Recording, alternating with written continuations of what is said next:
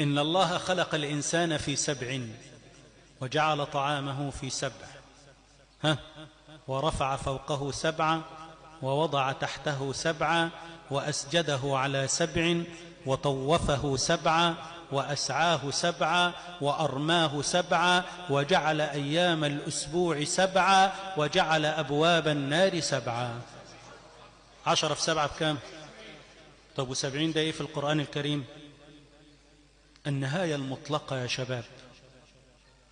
استغفر لهم أو لا تستغفر لهم، إن تستغفر لهم 70 مرة فلن يغفر الله لهم. فدي النهاية المطلقة.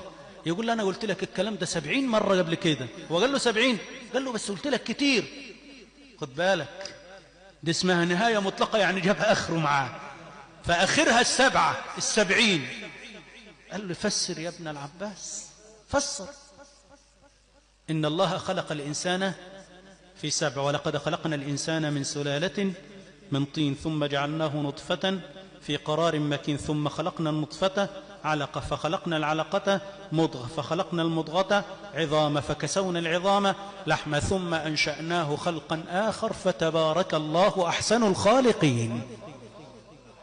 قال له وجعل طعامه في 7 فلينظر الإنسان إلى طعامه أن صببنا الماء صبا ثم شققنا الأرض شقا فأنبتنا فيها حبا وعنبا وقضبا وزيتونا ونخلا وحدائق غلبا وفاكهة وأبا. دول كام يا شباب؟ 8. قالوا احنا نجامل الشيخ 8 صح؟ يبقى ايه؟ حبا وعنبا وقضبا. ايه القضب ده؟ قال له كل حاجة بتتاكل خضرة، وزيتونة ونخلة وحدائق غلبا ملتفة وفاكهة وأبا.